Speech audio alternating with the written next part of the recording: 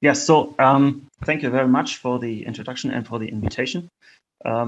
I would like to talk about, as the title suggests, synthetic fuels for the aviation sector. So we had this topic before, and I might save some time because certain figures have already been shown. So can I, oh, now it's moving. Okay, so just one slide, Fraunhofer Institute for Interfacial Engineering and Biotechnology, IGB. We have 3 locations. We are one of more than 70 Fraunhofer Institutes, 3 locations. Headquarters are in Stuttgart and 2 locations in Leuna and 1 in Straubing. That's the one shown below here. It's really right across the corner of the TUM campus in Straubing, same street, almost the same address. So that's why I'm excited about this Green Fuel Center and also our close relation, also in terms of address even. So I hope that we can collaborate on this topic because research on fuels and fuel production technology is also important for us. Okay, so just moving ahead because we're quite late at the time. The agenda, so I have 3 items. First, I would like to present some background information and motivation for the topic of synthetic fuels for aviation sector. I might shorten this a little bit. Then I'll talk about some technology options that are on the table, that are under development or even ready, and come to the conclusions. Good background motivation. You all know the motivation. So this will be very quick. Paris Agreement, the 2 degrees C target, or even 1.5 degrees C target. And here in this figure, you see that there have been a couple of scenarios calculated for the emission reduction trajectories. But the basic message here is that the global economy must become carbon neutral by the middle of this century. And this is, I think, almost common knowledge. Most people agree on that, and also policy frameworks are taking this up. So this is really important to consider, and this is of course also true for the transport sector and also for aviation. So coming to aviation, you saw this very same figure already in the first, so in the presentation from Mr. Donus.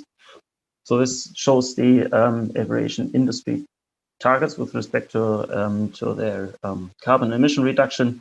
And the basic message here is that the aviation industry is targeting to halve their emissions with respect to 2005 levels, which is even so. This is it has been issued quite almost 10 years ago. So and we know now that's not even enough because halving emissions is not enough. We have to reduce them to 0. And a lot of this reduction will have to come from renewable energy carriers. So now looking at the past development, you see here the global jet fuel consumption from 1990 up to 2014. And so that's the, but I can tell you that it's continuing beyond 2014. This trend is rising. You have a certain bumps and valleys here due to economic crisis, but overall, jet fuel consumption in the aviation sector is strongly rising, and this also means that the CO2 emissions are rising by roughly the same level, because essentially all fuel that is burned in aircraft is fossil nowadays. And then this is a very new figure I just inserted this morning, because of course we have now another crisis, the COVID pandemic, and this also affects the aviation sector heavily. You can see here, starting from January 2020, a heavy drop in the air traffic. So it dropped almost by 90%, recovered a little bit, and is now moving roughly at minus 60% compared to the level before the pandemic. But as you come to the right end here of this figure, you see that the scenarios assume that this will rise again. So this will just only be a temporary bump, but the aviation sector will grow, or will resume its growth very soon, I think. So then this means that in the end, the growth of the aviation sector is outpacing any efficiency gains. There are a lot of efficiency gains. there's a lot done on fuel efficiency, lighter aircraft, more efficient aircraft. But nevertheless, the annual fuel consumption before the pandemic rose by 4 to 5% per year, and corresponding with the CO2 emissions. So this means that we will have a so-called emissions gap between what the target is and what the CO2 emissions from the combustion of fuels are. And that can only mean that we need a paradigm shift to renewable energy carriers in this sector. And for the near to midterm future, this can only mean that we need drop-in solutions, meaning synthetic kerosene, as was already mentioned before. There are other options like hydrogen, liquid hydrogen, but these can only be solutions for really long-term future. For now, we have to really introduce renewable synthetic kerosene into the sector, and in large quantities. But in which quantities? So this is a very rough back of an envelope calculation that I did some time ago. So just assuming we have a 4% annual growth in air traffic, and also assuming a 1.5% annual efficiency gains through improved technologies of improved air traffic management, this still would mean that we will have a tripling of fuel demand by 2050 relative to the level of 2005. And this means for the very roughly for the world, 600 million tons per year that have to be replaced by renewable fuels. And the 600 million tons I read before in the presentation from Mr. Donos. So we obviously seem to agree. And so this very rough calculation is not perfect, of course, but probably not totally wrong. So this is a huge amount of fuel that has to be produced renewably by mid of this century. Okay, so now coming to technology options. How can we do this? How can we produce such quantities of really carbon neutral renewable fuels? The good thing is that synthetic jet fuel can be, in principle, produced from any kind of carbonaceous feedstock. Being a chemist, you can, if you really try hard enough, you can convert anything that contains carbon into something that you can use as fuel in an aircraft. And you have from any kind of carbonaceous feedstock and via various conversion technologies. This means that we have a really rich feedstock technology matrix of options. So, but of course, there are requirements, and one of the key requirements is the technical compatibility. So, as is usually said, any kind of alternative jet fuel has to be a drop-in option. So, has to be has to have the properties that it can use in current aircraft technologies. And this is also an important safety requirement. As you will all understand, everybody that's flying knows that safety is extremely important. And so there is a rigorous certification procedure for any type of alternative jet fuels. And it also means that only fuels can be used in aircraft that are chemically essentially the same as the conventional. The conventional kerosene means no oxygenated compounds, purely hydrocarbons and other rigid requirements. So technical compatibility is extremely important. Then we need to have scalable production. So scalable, not in the sense that certain production plants have to have a certain size, but overall scalability. That means that we need to develop options that can have an impact. So it's not very helpful if you have a technology that provides fuel that has very good properties, very low carbon footprint, but you can just not produce really huge amounts. So it has to be scalable. Sustainability is also mandatory. We don't need any alternatives that are only slightly better in terms of carbon footprint or any kind of other sustainability criteria than the conventional kerosene. And what is really important, what has not been discussed today so much, is the economical viability. I'll come to that later. So what kind of options? I would not give you all an overview about all different options. Just one biofuel option, because it's the most prominent one. It's called the hydroprocessed ester and fatty acids. That the feedstock is plant oil or also animal fat. So chemically speaking, it's triglycerides, which can be converted by more or less conventional refinery technologies, hydroprocessing, into jet fuel.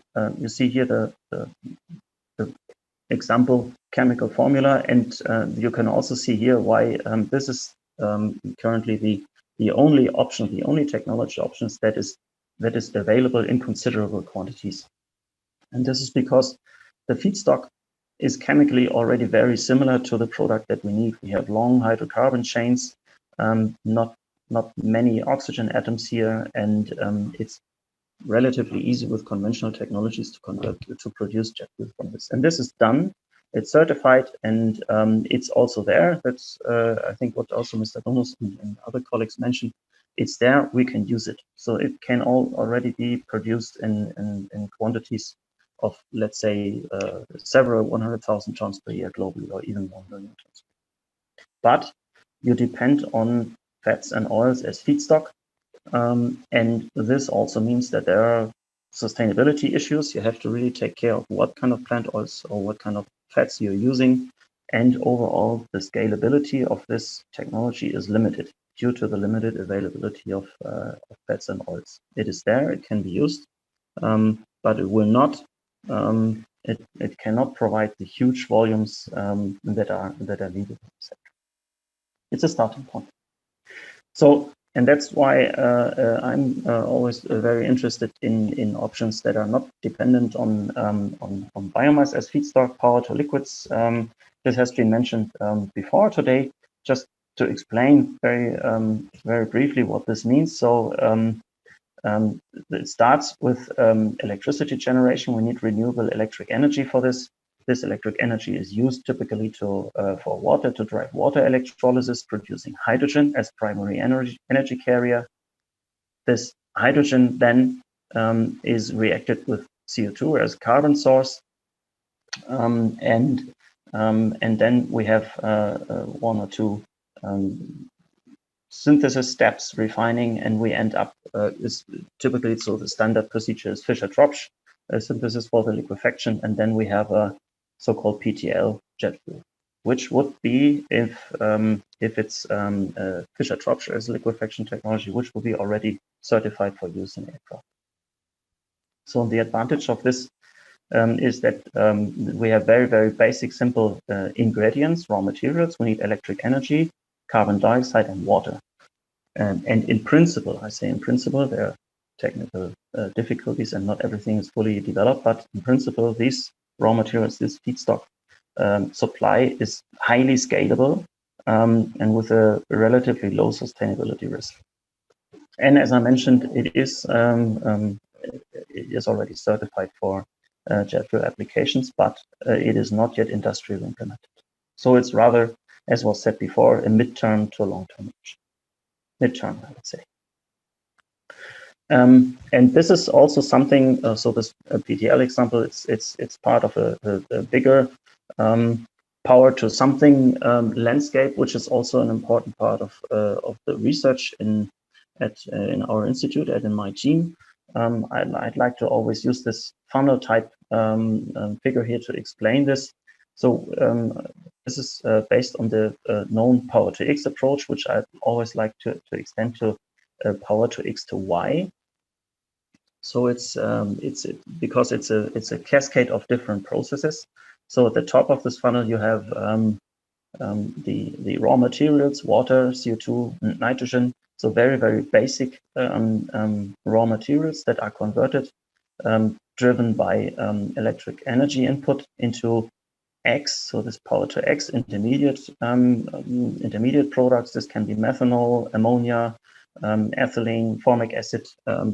Typically very simple intermediate products, and the idea is that these simple intermediate products that could be in principle produced in very large amounts represent the raw materials for further refining, further conversion steps, which opens up the possibility to synthesize a broad range of products, from platform chemicals, polymer building blocks, and also fuels.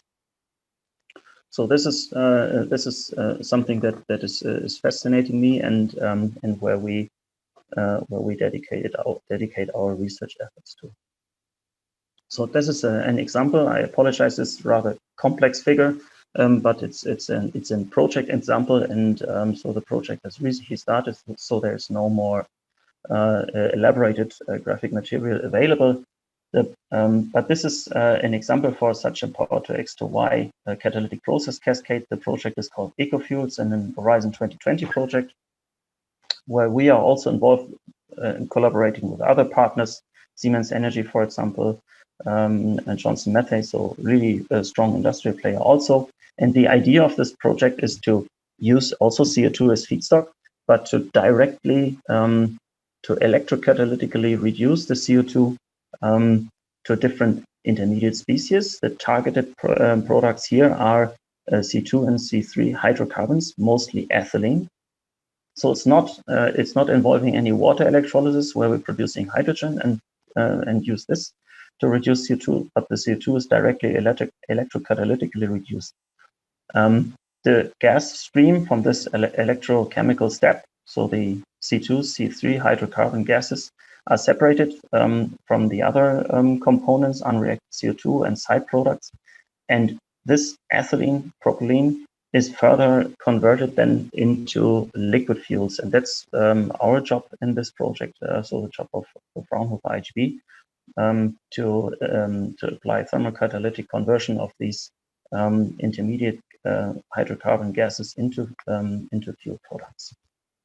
This has just started, and it's a 3 years project, and I'm very much looking forward to it. And it's really targeting fuels, which will also be tested, analyzed, so this is also something which could be a point of common interest with the Green Fuel Center. Okay, coming back to this funnel type power to X to Y figure, and thinking a bit ahead, we are talking about fuels here today, and I think it was already mentioned before, methanol as one prominent power to X product is really suitable to continue, or to work closer on, and to dedicate more R&D effort on. And that's also what we are doing. So you can do with methanol, you can do many good things. Chemical conversion into olefins, aromatics, and also middle distillate fuels, which would be kerosene. But besides the chemical conversion, methanol can also be used as feedstock for, or as substrate for, biotechnology processes, so for fermentation processes. And through this approach, also many other fascinating products are accessible, like polymer building blocks, more complex chemical products, but also hydrocarbon fuel compounds. So, and that's the technology landscape where we are working on, and where I think we have share many interests and approaches, and this could be also a point of collaboration here in the Green Fuel Center. So just Jakob, I know I have to speed up. This is so the final content slide, which I would like to mention because it's important. It's an old slide I prepared some years ago, and please take it as a qualitative rather than a quantitative figure, but it is important. So what you can see here is the comparing of the environmental greenhouse gas balance and the cost of production. So in a sense, the environmental and economic dimension. You see conventional jet fuel here. The y-axis is the specific greenhouse gas emissions in a gram CO2 equivalent per megajoule. So it's a conventional jet fuel, rather high emissions. But here you can see the minimum fuel selling price. So in a sense, the cost. And their conventional jet fuel is quite advantageous, it's cheap. And you can see here many different different alternative jet fuel options. These are data that have been extracted from the scientific literature. And no matter what is behind all this VTL, HEFA, and something that is not so important, but what you can see here, many different options to produce synthetic jet fuel provide a very good, so very low, a very low carbon footprint, a very good environmental performance potential.